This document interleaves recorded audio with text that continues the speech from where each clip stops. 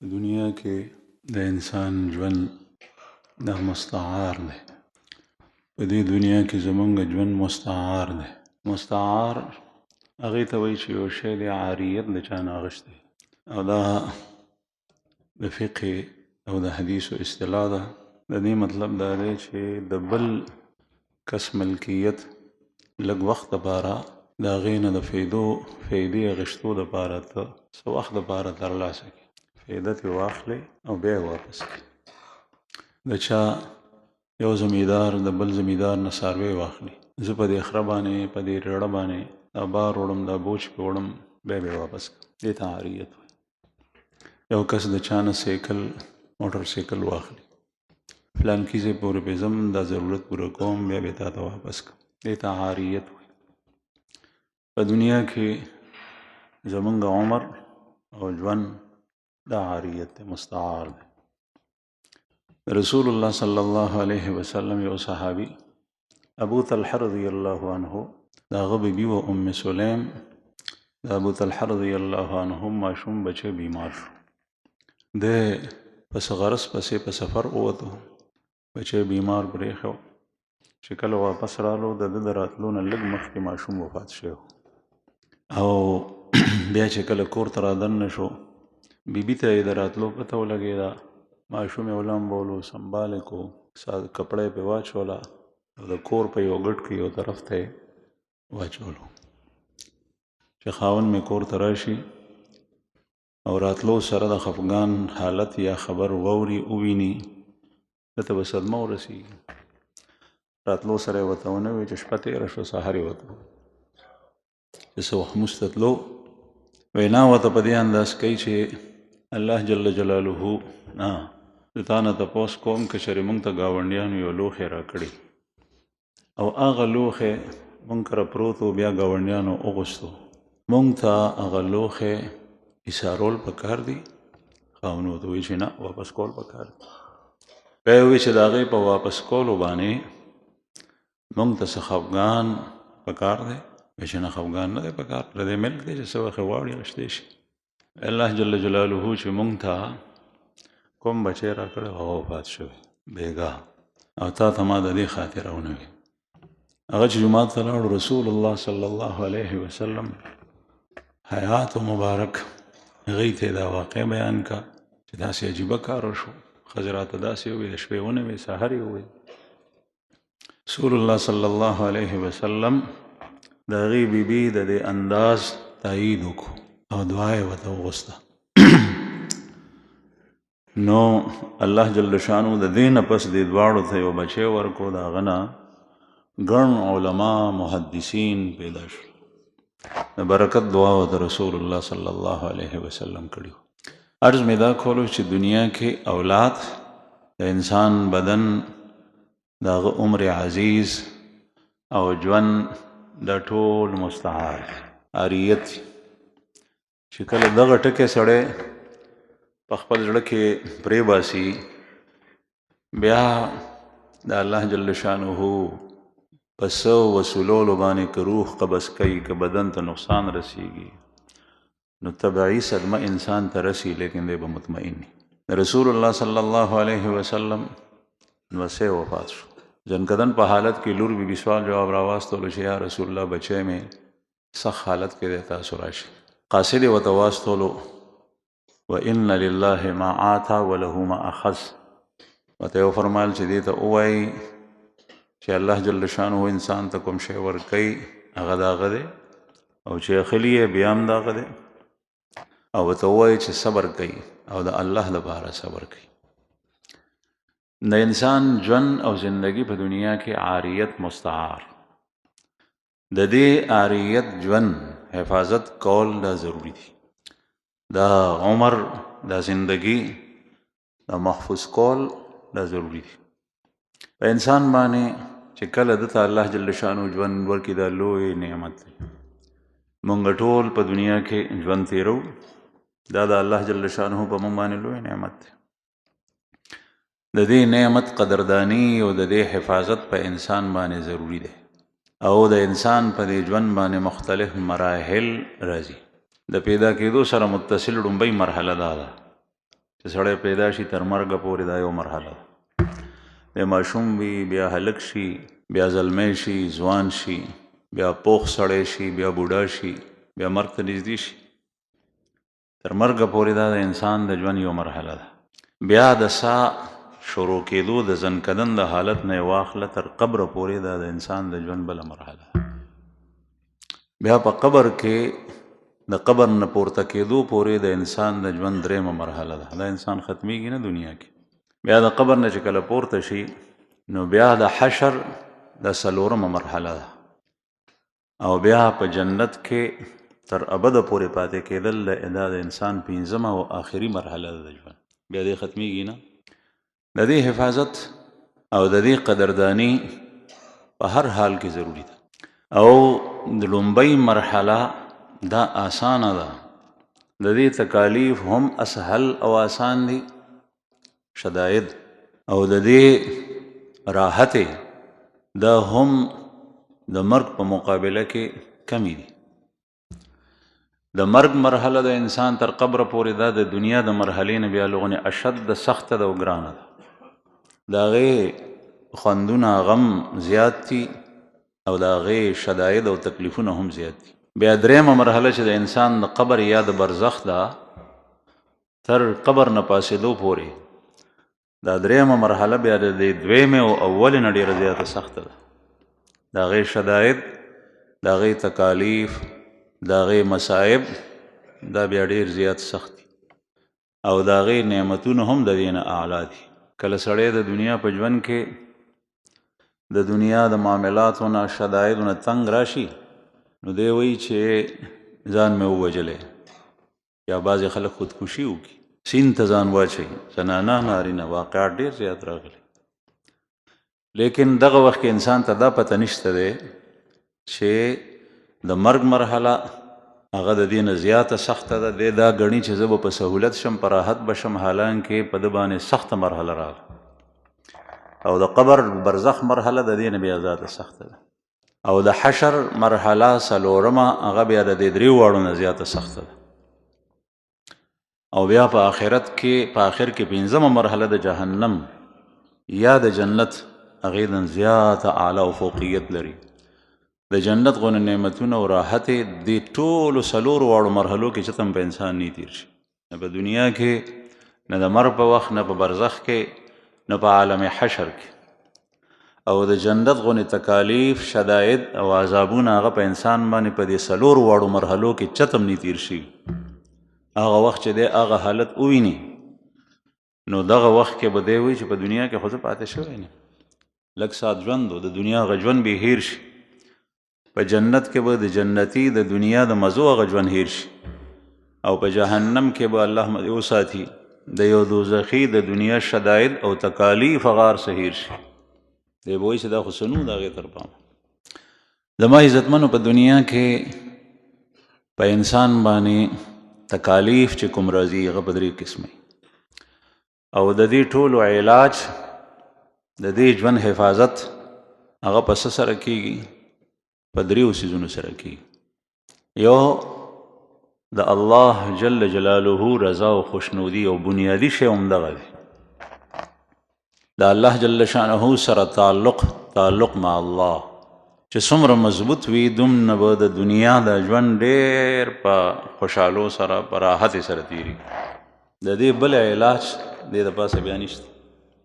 او تعلق مع الله وایسته دا پیژندل ضروري دي. د الله جل شانه سره تعلق سړی د اول وګوري چې په دنیا کې د چا سره تعلق وي نو تعلق په څه سره پیدا کېږي؟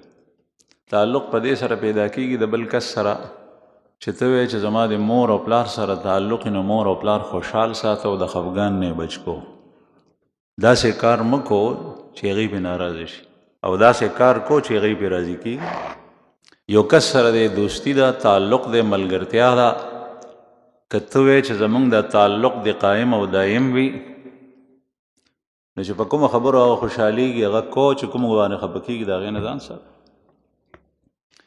او د انسان د خوشحالۍ څیزونه، د خفګان څیزونه هغه سړی په عقل سره او په حواسو سره معلومولی شي. او د الله جل جلاله د خوشحالۍ او د خفګان څیزونه یعنی مرضیات او نامرضیات سړی په حواسو سره په سترګو سره په غوږونو سره په دې سره نشي معلومولی، هغه په ذریعه د وحي معلومي او دې وحي کې دا د انسان حواس د اسباب او د وسایل په درجه کې کار کوي. الله جل شانه بنده ته وایي دا زما د خوښې کارونه دي، دا زما د ناخوښې دي.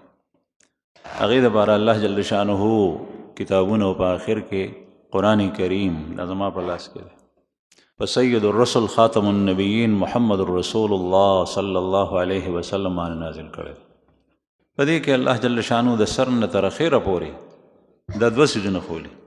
دې څیزونو باندې رب خوشحالیږي، په دې عقیده، په دې عمل، په دې حکم، په دې اخلاقو، په دې صفاتو، په دې کارونو، په دې خیال او سوچ او په دې باندې الله جل شانه ناراضه کیږي. د ټول کتاب دغه کې دی، د الله جل شانه مرضیات د خوښۍ څیزونه اختیارول، هغه زده کول. دې کتاب کې د هغې علم دی، قرآن کریم د الله کلام دی او د الله پاک د نامرضیاتو نه ځان ساتل. په دې کې جوارۍ تذکره ده، په دې کې د غلا تذکره ده، دا د خدای نه دي خوښ. په دې کې د زنا تذکره ده، دا د الله جل شانه نه دي خوښ. په دې کې د سود تذکره ده، د الله جل شانه نه دي خوښ. رسول الله صلی الله علیه وسلم په احادیثو کې د بعض محرماتو د تفصیلی د ټولو محرماتو تذکره ده، دا د الله جل شانه نه دي خوښ.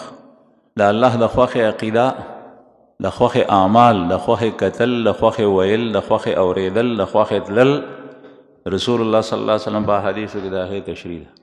ړومبی شی که انسان غواړي چې زما د دنیا ژوند د محفوظ شي، هغه د په راحت او په خوشحالو سره تیر شي، د الله جل شانه مرضیات د خپل کې او نامرضیاتو نه د ځان ساتي. یو دویم دا چې دعا دې د الله جل شانه نه غواړي. رسول الله صلی الله علیه وسلم په خپل ژوند مبارک کې مختلفې دعاګانې چې د احادیثو کتابونو کې یو غټ مستقل کتابونه د ادعیه او د اذکارو په باره کې، دی وخت کې دا دعا غوستې، دی وخت کې دا دعا غوستې، دی وخت کې دا دعا غوستې. بعضې اعمال داسې دي چې هغه سړی وکړي، احادیثو کې د هغې فضیلت راځي، نو په لنډ او په اسانه باندې د دنیا د ژوند حفاظت کولی شي، د بدې او تکلیف نه بچ کولی شي او خیر او سعادت او خوشحالي او راحت دا حاصلولی شي. من عمل صالحا من ذکر او انثى وهو مؤمن فلنحيينه حياة طيبة ولنجزينهم اجرهم باحسن ما كانوا يعملون. بعض مختصر اعمال رسول الله صلی الله علیه وسلم ذکر کړي. انسان ته چې تکلیف او صدمه رسي نو یا پې باندې بیماری راشي، بیماری سړی نشي برداشت کولی. دی دا غواړي چې زما دا بیماری دی په صحت سره بدله شي. دغه وجه چې ډاکټر، طبیب د کور ټوڼې ټوټکې دا هر څه چې کوم دی نو دا کوي. ډاکټر ته لاړ شي، په ډاکټر پیسې ورسره شته، هسته شته، علاج ونه شو، بیا کله یو پسې ګرځه، کله بل پسې ګرځه. دی د صحت د حصول کوشش کوي. نبی کریم صلی الله علیه وسلم چې څنګه عامه ضابطه ذکر کړي ده، داسې د هغې آسان صورتونه هم خولي. رسول الله صلی الله علیه وسلم په احادیثو کې سوره فاتحه د هغې تذکره راځي. زمونږ رب دومره مهربانه دی. یو هغه ضابطه ده چې ما تاسو ته ذکر کړه، بندگی، دویم دعا او دریم بعضې علاجونه نبی کریم صلی الله علیه وسلم مختصر خولي.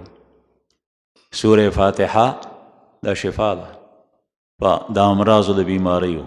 که سړی د ورځې د سورې فاتحې د الحمد د ویلو چې هر یو کس ته یاده ده، په تاسو کې ټول مسلمانانو ته یاده، د هغې اهتمام کوي، نو امید دی چې دی به د هر مرض نه بچ وي. او یو خبره راته عرض کړم، کله سړی که دا اهتمام کوي بیا هم بیمار شي،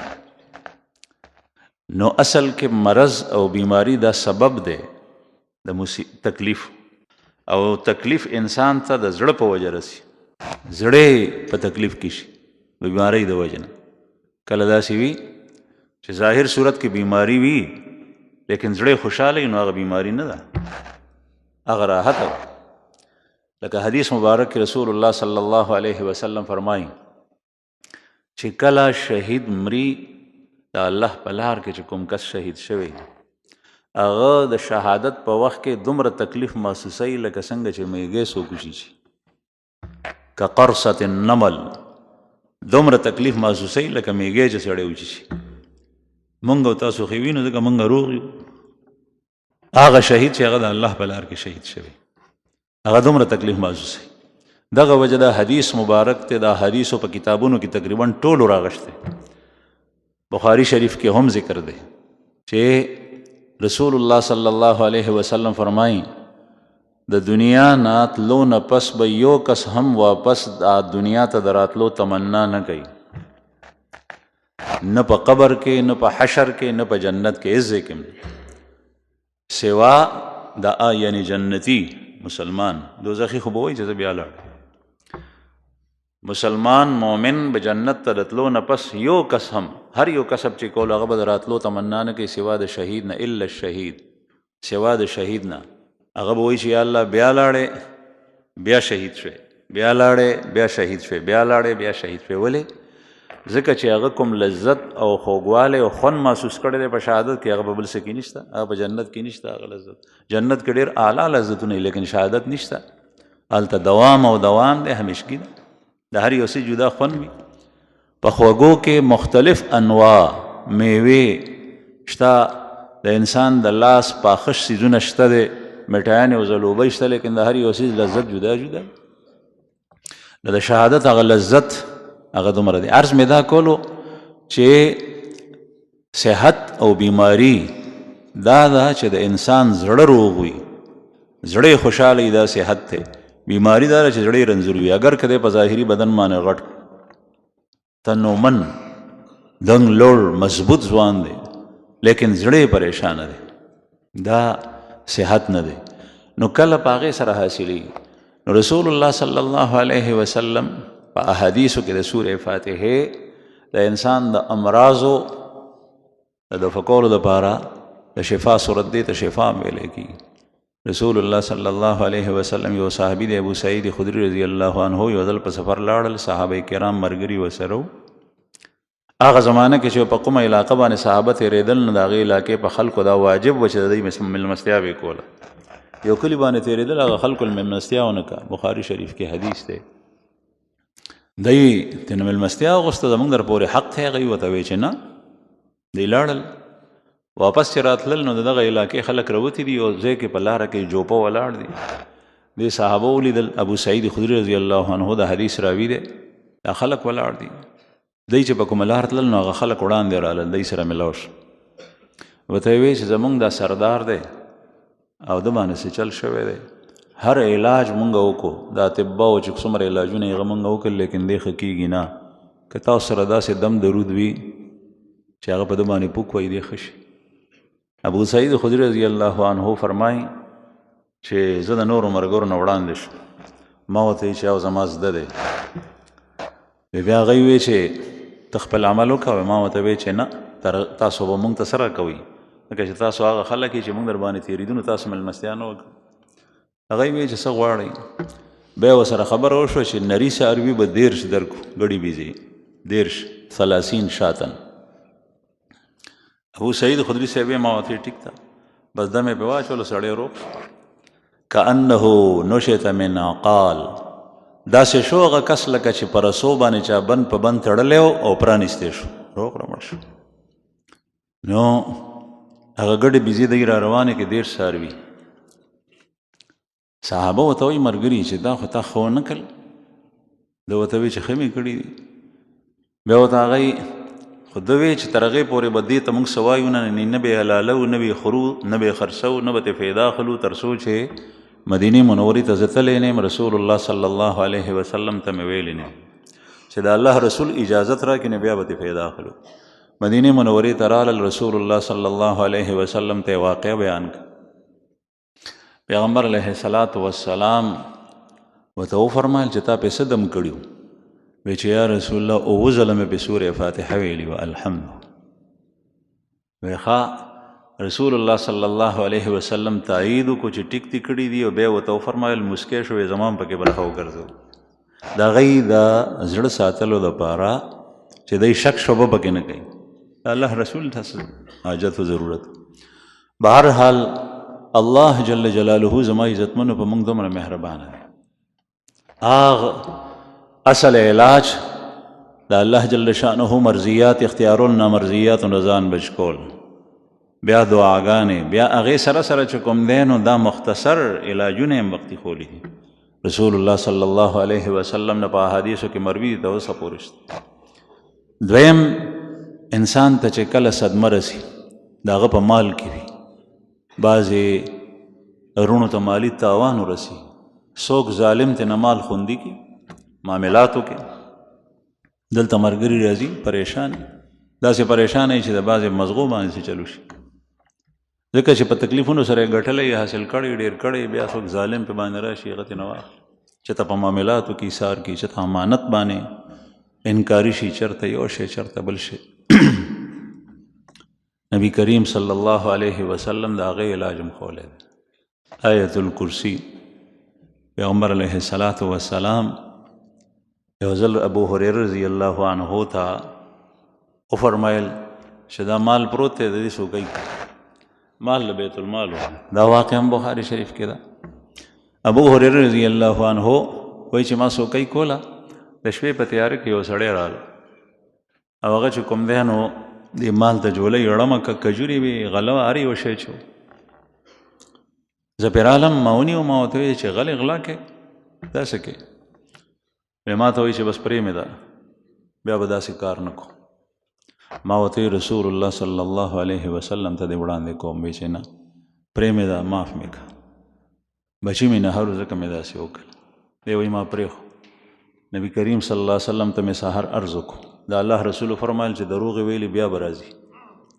شپې ته بیا رالو، بیا ما ونیو، بیا مې ورته وی چې ګوره پرون دې واده کړي و نن بیا رالې، وایي چې پرېمې د مینت زاري وکړه بیا مې پرېښو.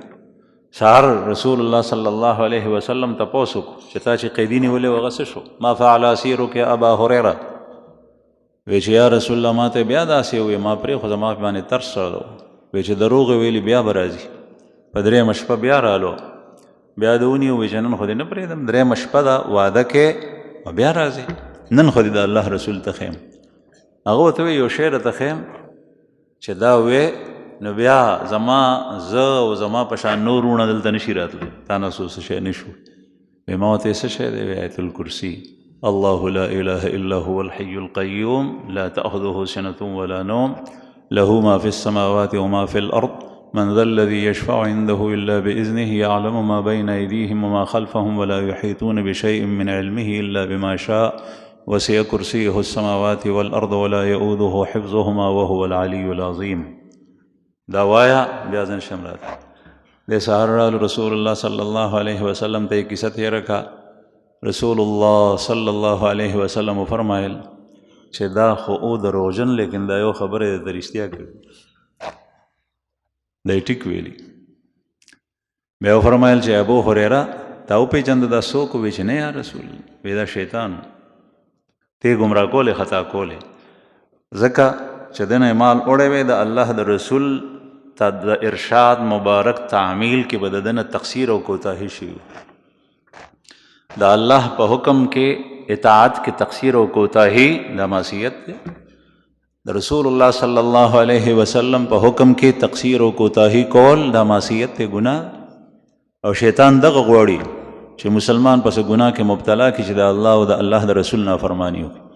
عرض میں دا کولو چې الله جل شانو د مال له حفاظت علاج غم کولو، کم از کم هر موس پسې چې سړی آیت الکرسی وایي دا پریشانی به نه پی. دغه څه چې د مال نه صدقه وباسي، دعا غواړي، د الله جل شانه د بندګۍ اعمال مرضیات اختیاري نامرضیات او نزان بچ کړي. دریم شی سحر جادو، دا کله کله په سړي باندې مخفي اسباب اثر کوي. دا غیر لپاره پر رسول الله صلی الله علیه وسلم باندې 2 سورتون نازل شوي، هغې ته معوذتین وایي، قل اعوذ برب الفلق او قل اعوذ برب الناس، او قرآن کریم په دې 2 سورتونو ختمیږي چې د دې سړی اهتمام کوي. رسول الله صلی الله علیه وسلم به پخپله د 3 سورتونو د شپې د سملاستون نه مخکې په بستر باندې اهتمام کولو د تلاوت. قل هو الله احد، قل اعوذ برب الفلق، قل اعوذ برب الناس. او یو روایت کې سلور سورتونو تذکر راځي، قل یا ایها الکافرون هم وسره د دا درې سورتونه. ام المؤمنین حضرت عائشہ رضی الله عنها فرمایي چې پیغمبر علیه الصلاۃ والسلام په آخري بیماری کې چې په کوم کې وفات شوی دی په هغې کې به هم د دې اهتمام کولو، بالکل په آخر کې بیا الله سې دومره درانه شول چې لاس یې اوچتولی نه شول. نو بیا ما وایي دا صورتونه ووایي او د رسول الله صلی الله علیه وسلم لاس مې داسې ونیولو، په هغې مې پوک واله او د هغې لاس مې د هغې په بدن راښکه. طریقه یې دا ده چې سړی سملي دا صورتونه به ووایي، دا خو لنډي صورتونه دي، هر چا ته یاد دي. بیا به یې په لاسو باندې چوف کې، بیا به لاس په ټول بدن راکاږي. موږ نه آل طرف ته د الله جل شانه بندګي هم پاتې، د الله نه د دعا غوښتو اهتمام هم نه کوو. او چې کوم مختصر سیزون رسول الله صلی الله علیه وسلم په احادیثو کې د دې اهتمام نه. د قرآن کریم د الحمد نواله تر اخره پورې 13 سپارې په دې دوه سورتونو ختمیږي. او دې کې دې طرف ته اشاره ده چې قرآن کریم د الله نوې نعمت دی. دین اسلام او ایمان او د قرآن کریم موافق عقیده او عمل، اخلاق او سیرت دا لوی نعمت دی چې تا ته حاصل شو. د دې د حفاظت طریقه دا ده چې ته معوذتین وایه. نبی کریم صلی الله علیه وسلم ته پخپله الله جل شانه د دې امر کړ. نو د دنیا نه په دنیا کې د خپل ژوند د حفاظت دا طریقې، من عمل صالحا من ذکر او انثى فلنحینه حیاتا طیبه. اعمال صالح د الله مرضیات اختیارول او د ګناه او د معصیت د اعمالو نه ځان بچ کول او د دې څیزونو اهتمام کول، دنیا کې به د راحت او د سکون ژوند حاصل شي. په فقیرۍ کې به د سړي زړه دومره خوشحاله وي چې دی به بادشاه پسې، په وزارت پسې، په صدارت پسې، د چا په مالدارۍ پسې هسې نه کوي، پروا وي، خوشحال. دویمه مرحله د انسان چې په ژوند کې راځي هغه د مرګ ده. د مرګ مرحله ډېره سخته ده دنیا نه. احادیثو کې راځي، رسول الله صلی الله علیه وسلم فرمایي چې د مرګ په وخت کې چې په انسان باندې کومې سختۍ راځي، که چېرې دی فرښتو نه وی نیولی، فرښتو دا مړی نه وی نیولی، هر طرف نه فرښتو دی نیولی قابو، نو دغه کس به د دې خپل ځای نه پاڅېدلی او چغې به یې ویستې او ځنګلونو بیابانونو ته به تللی او د ده د آواز نه به خلک یېرېدل، دومره لوی لوی چغې به ویستې. خو دغه فرښتو ګیر کړی دا موږ ته ځکه پته نه لګي. هر رګ باندې په هر جوړ باندې فرښتې مسلطي. موږ ته ښکاري چې تکلیف پې نشته، الله ته پته ده. بل حدیث مبارک کې راځي که چېرې ده سره دا فرښتې نه وی چې هغه یې نیولی دی د ساه وتو په وخت کې، نو دی به لګیا شوی د کور ټول افراد، ښځه، بچي، مور او پلار ټول به یې وجلي او قتل کړي. د دومره زیات تکلیف دی. بل حدیث مبارک کې راځي چې د ده تکلیف دومره اشد دی چې لکه غنه راوالی ازغنه غنه، یعنی د ازغو والا څانګه او دغه غنه په هر رګ کې راکاږي او دې سره د ده غوښې او وینه او زوی او رګونه دا ټول راښکلی کېږي، په هغه ازغو کې نښتي. په دې حساب باندې ته نه دا روح وځي، دومره سخت تکلیف کې. او یو حدیث مبارک کې راځي چې دومره شدید تکلیف د ساه وتو په وخت کې لکه 300 کسان قاتلان چې په یو وخت باندې په چا باندې د تورې ګزارونه وکړي، 300 په یو ځل، د هغې چې څومره شدت دی هغه شدت دی په دې وخت کې محسوسوي چې کله یې ساه وځي. الله پاک دې موږ د مرګ د سختۍ ونه او د دې د شدت لپاره دومره بس ده چې د الله رسول د مرګ د سختۍ ونه پناه اغوستې ده. ام المؤمنین فرمایي چې په آخري وخت کې د بیمارۍ په وخت کې رسول الله صلی الله علیه وسلم سره کاسه پرته وه او په هغې کې به یې ګوتې ډوبولې او په دې تندي باندې به یې راښکلې او بیا به یې دا فرمایل اللهم انی اعوذ بک من سکرات الموت وفي روایت منکرات الموت او کما قال علیه الصلاة والسلام. یا الله د مرګ د سختۍ ونه مې وساتي. د الله رسول دا دعا وساتي. دومره سختۍ د مرګ د سختیو نه د بچ کېدو د هغې د حفاظت علاج هغه څه دی او ما هغه د الله مرضیات اختیارول، نامرضیاتو نه ځان بچ کول.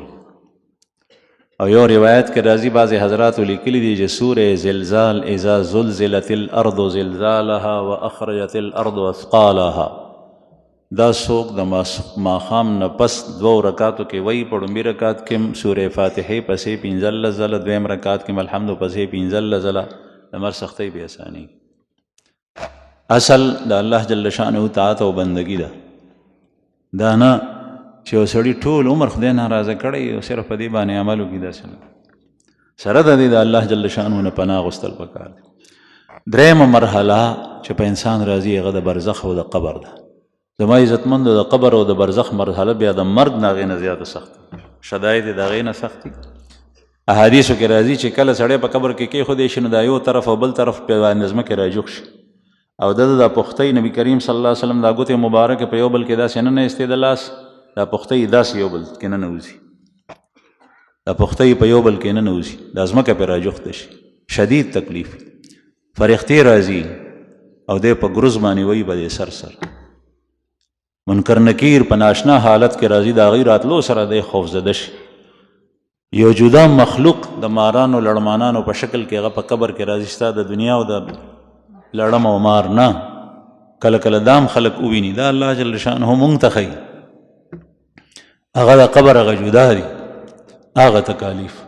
رسول الله صلی الله علیه وسلم فرمایي چې ما ته وښودلی شول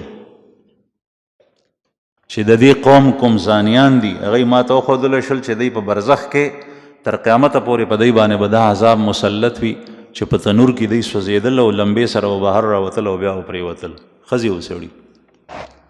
سودخواره ما ته وښولی شو. رسول الله صلی الله علیه وسلم فرمایي چې په وینو زوو منځ کې ولاړو، ډنډ کې د وینو زوو په منځ کې، وینې زوې د دنیا ګند دی، پیپ وینه هغې منځ کې ولاړ دی سودخور، او یو کس په غاړه ولاړ دی، هغه دی چې د راوتو کوشش کوي چې غاړې ته لاړ شم، دا بارنی کس یو کاڼې ولي په دې خوله کې نه نوځي کاڼې، بیا واپس لاړ شي، بیا هغه د راوتو کوشش کوي، بیا کاڼې لاړ شي، په کاڼې ولي بیا واپس لاړ شي.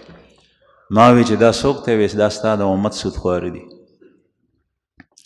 دغسې هر یو کس مختلف طریقې سره، هغه کس چې سوره فاتحه، الحمد شریف او د قرآن پاک سورتونه دی په سینه کېږي، لیکن دی الله جل شانه ته ونه درېږي، مونځ ونه کي، دغسې پاتې شي. بالمازه رسول الله صلی الله علیه وسلم فرمایي چې دی ما ولیدو چې په ځمکه باندې پروت دی، یو بل کس ولاړ دی، دا بل کس ولاړ فرښته ده، یو غټ کاڼی غره اوچت کړي دی، سر ته ورته راخلاص کړي، ځکه چې سر کې د مازغه و، سر کې د عقل و، الله جل شانه پوهه درکړې وه، د هغې نه تا کار وانه غوښتی. دغسې بالمازه وده کېدی، سهار وخت به شه در باندې توبه نصیب، بیا دا کاڼی ورته راخلاص کړي، سر یې چخني شي، بیا چې کوم دی نو هغه کاڼی لرې لاړ شي، هغه فرښته هغه کس چې کاڼي پسې لاړ شي، د ده بیا سر روغ شوی، بیا راغی، دا سر رغېدل او بیا دې کې بیا داسې کېدل، په دې کې تکلیف انتهایی شدید، ځکه چې سړی ختمیږي چې کله سړی په تکلیف کې مصیبت کې مبتلا شي، دی وایي یا الله مرګ راولئ چې زر ختم شي. نبی کریم صلی الله علیه وسلم ولیدو هغه کس چې هغه به د دروغو په زور دنیا ګمراه کوله، خطا کوله، په معاملاتو کې، په یو سیز کې، په بل سیز کې، یو کس ولاړ دی، د بل کس دا ورخکې وشلی تر غوږونو پورې، او بیا دی بل ورخکې ته راشي چې دا شلی نو دا رخکې روغ شوي، بیا د دې نه لاړ شي دی بل ته، دغه د سره کېږي، دا به تر بعث بعد الموت، یعنی د مرګ نه پس د قبر نه دوباره پورته کېدو پورې دا عمل لیکي، دا برزخ کې. الله جل شانه دې مونږ وساتي. رسول الله صلی الله علیه وسلم د دې علاج دپاره دنیا کې راغلو، خپل ژوند بچ کول غواړي، د برزخ راحت حاصلول غواړي، هغه کس وي چې هغه ته به دا وویلی شي نم که نومت العروس، ایسے سو جاؤ جس طریقے سے دلہن رات کو سوتی ہے اپنے شوہر کے انتظار میں کہ وہ آئے گا اس کو اٹھائے گا، داسې وده شه لکه څنګه چې ناوې وده کي، هغه به هېڅ نه ني خبر. نبی کریم صلی الله علیه وسلم د دې سره مختصر و آسان علاجونه خولي. کوم مؤمن مسلمان چې د تبارک الذی د سوره ملک د ویلو اهتمام کوي، د قبر د عذاب نه محفوظ وي. رسول الله صلی الله علیه وسلم یو حدیث مبارک کې وفرمایل چې یو سړی مړ شو، هغه چې کله قبر کې کېښودی شو، قبر بند شو، دغه وخت کې د عذاب فرښته راغله چې څنګه مخامخ شوه، نو سوره ملک دته په خاص هیئت کې مخکې شو، سوره ملک تبارک الذی، چې پوه شوه چې دې سړي ته عذاب ورکولی کېږي، وایي چې نه دته به عذاب نه ورکړي، فرښته ورته وایي چې ته که زما او د ده په منځ کې حایله شي نو ته ما ایسارولی نه شې ځکه چې ما ته د الله حکم دی او زما په لاس کې نه څه نفع شته دی ځان ته هم نشم رسولی تا ته هم نه او ده ته هم نه او څه نقصان هم نشم کولی دا د الله په لاس کې دي خو ته د الله جل شانه کلام یې د خدای کلام دی سوره ملک ځکه چې قرآن کریم دا ټول د الله پاک کلام دی د الله خبرې دي او د الله کلام د الله صفت دی او صفت هغه د ذات نه غیر هم نه دی نبی کریم صلی الله علیه وسلم فرمایل چې بیا ورته دا فرښته وایي که ته خامخا ما نه پرېږدې نو الله جل شانه ته ووایه نو دا سوره ملک به الله پاک ته فریاد وکړي چې یا الله زما سفارش د دې په حق کې قبول کړي ما د خپل کلام نه وباسه ځکه چې زه ستا کلام او یا زما سفارش د دې سړي په حق کې قبول کړه الله پاک به ورته فرمایي چې ځه چې ته سفارش کوې نو ما ستا سفارش قبول کړو بیا به دغه سوره ملک را راشي دې فرښتې ته به وایي چې ته ځه خپل کار کړو او بیا به د دې مړي په شونډو باندې شونډې کېږي او بیا به وایي چې ستا دا خوله دې مبارک وي چې تا به په دې باندې زما تلاوت کولو ستا دا سینه دې مبارک وي چې تا زه یاده کړي وم په زړه کې دې کښېنولي او ستا دا خپې دې مبارک وي چې ته به د شپې ودرېدې او په موس کې به دې زه لوستم د سورې ملک د وینا اهتمام به دې کول بعضې روایتو کې راځي چې عذاب د سر د طرف نه راځي نو بیا دا وړاندې شي چې د خپو د طرف نه راځي بیا دې نه معلومه شي چې سورې ملک یادول هم پکار دي د هغې تلاوت په ژبه هم پکار دی په موس کې هم د هغې د قیام په حالت کې لوستل پکار دي زما عزتمند د قبر د عذاب نه دنیا کې خو موږ د هر یو څیز دپاره منډه تړلو چې دا تکلیف مې نه وي دا تکلیف مې نه وي دا لرې شي لیکن د قبر د برزخ حالات د دې نه زیات سخت دي د هغې د بچ کېدو تلافي او تدارک او د مخکې نه انتظام کول هغه ته په دنیا کې کولی شي هغه د الله جل شانه سره مضبوط قوي تعلق چې د هغې تذکره مختصر وشوه د دعا اهتمام او د سوره ملک دې پسې بیا څلورم نمبر عالم حشر د انسان د ژوند څلورمه مرحله هغه حشر دی هغه را روان رسول الله صلی الله علیه وسلم په احادیثو کې چې د هغې کوم حالات ذکر شوي هغه بیا جدا دي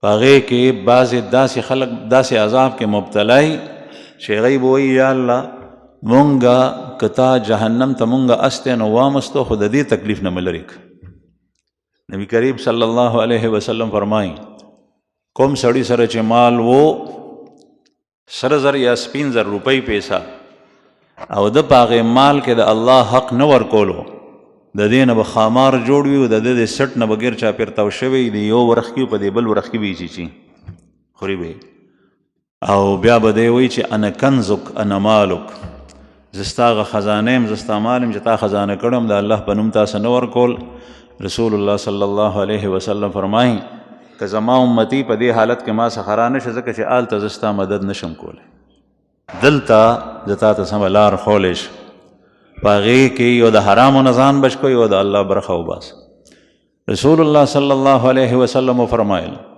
د چا سره اوښان وي د چا سره غوا میخې وي د چا سره ګډې بیزې وي دی یو په قطار کې را روان وي او دا د کوم د مال مالک چې و دی به په ځمکه باندې پروت وي او دا یو یو به د پاسه تېرېږي او چخني کوي هغه ښکرور څاروي به یې په ښکرو ووهي او خپې به پې کېدي او چې څنګه کولی شي هغسې به ورسره کوي دی به خنې خنې کوي خو دی به مړ کېږي نه بیا به راځي بیا به دویمه بیا به درېیمه او بیا چې کله دا لین د ده څاروي ختم شي بیا به هغه ړومبی بیا پې راشي او په عالم حشر کې چې هغه یو ورځ 50,000 کاله د دی په دې عذاب کې مبتلا وي الله جل شانه دې مونږ وساتي مختلف یو کس دی هغه 2 ښځې دي د یو سره زیاتې کوي زیاتې دا چې هغې ته خپل حق نه ورکوي د یو سره مینه ډېره زیاته ده خوراک سکاک جوړې جامې دا هر څه د بل سره هغه نه کوي دی به په دې حال کې په ورځ د قیامت راشي چې د ده دا یو اړخ به ساقط وي فالج زده یو لاس دا نیم مخ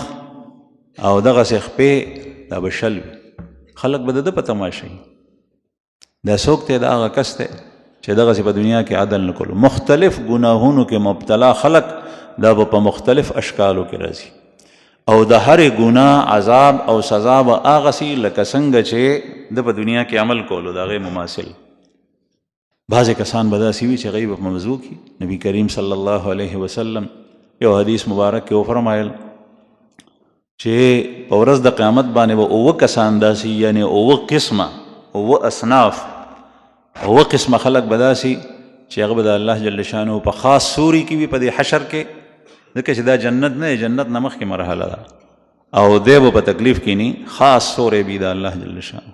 په هغې کې مختلف ذکر کړي. یو امام عادل، هغه بادشاه چې هغه عادل عادل هغه ته وایي چې هغه د الله حقوق ادا کوي، د بنده حقوق ادا کوي، د رعایا حقوق ادا کوي، او حقوق هغه دي چې الله جل شانه حکم بیان کړي دي او هغه په قرآن پاک او د رسول الله صلی الله علیه وسلم احادیث او د دین په علم کې دي.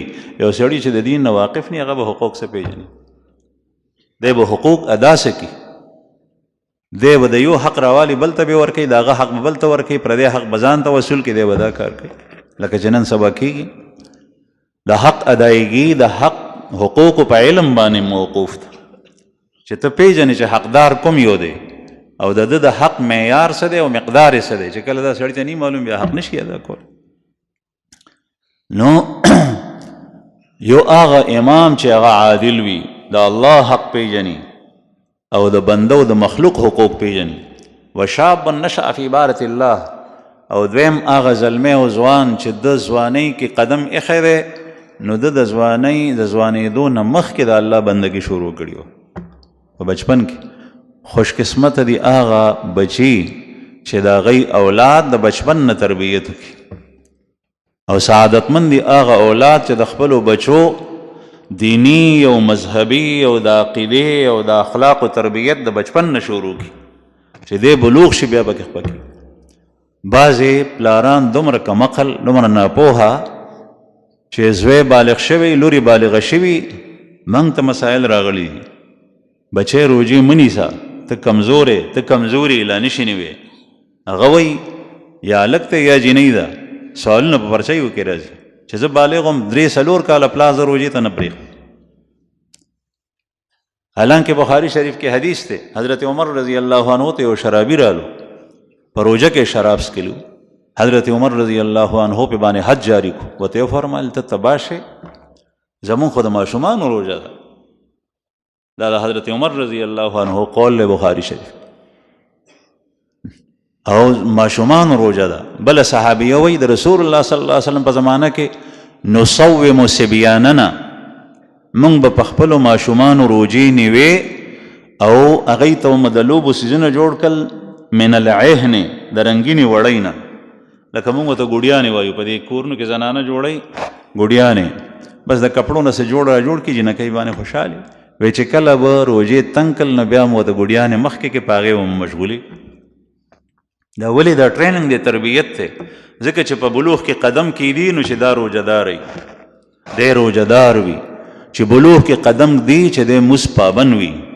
شاب نشأ فی عبادة الله، هغه زلمی چې د هغه نشونما او تربیت د الله په بندګۍ کې شوی د بچپن نه، او د هغه مور او پلار کولی شي چې هغې سره دیني او مذهبي احساس وي. کوم چې صرف دنیا غواړي هغه دا نه کوي. دوه هغه کسان چې د هغوی د یو بل سره محبت د الله دپاره د دنیا د غرض دپاره نه، د الله دپاره محبت وي.